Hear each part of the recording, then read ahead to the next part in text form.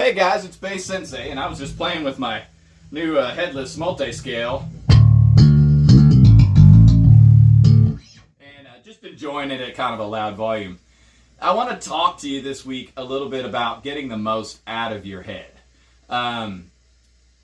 In bass circles and in music stores over the years, I have been a part of many discussions about the idea of perceived headroom on some brands of amps. Now, I don't really address boutique amps too much. I kind of go for the mainstays, the power hitters.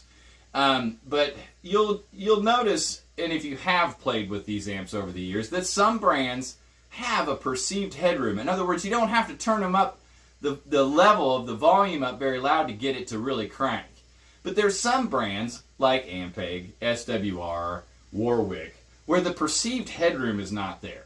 But 9 times out of 10, especially if it's a rack mount head, it is made to be played at performance volume. It's not a practice amp. So it's kind of, the power band is kind of different.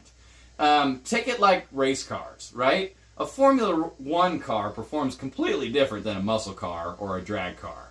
They're built differently and they just put out differently. So if you have one of these amps that has a low perceived amount of headroom, like it doesn't have a lot left, be careful, but try this. Take your power amp section and crank it up a little bit higher than you would if you were using it as your main volume.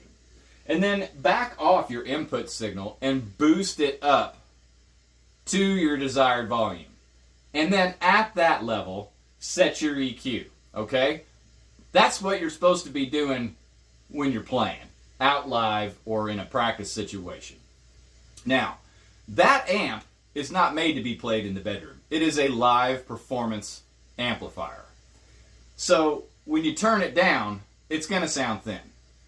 That's why you need a practice amp, to get that satisfying kind of movement of air at a lower volume. Okay, so don't be afraid to have fun with these amps that have a perceived headroom issue. This is a 640 watt amp into 8 ohms. And if you use the dials like you would on a PV or a Hartke, it seems like you have to turn it up louder. But if you actually boost the master a little bit and bump it up with the pre, I think you'll find that it's a lot more satisfying and you'll get that feeling of perceived headroom out of your pre volume. Okay? Hopefully that helps.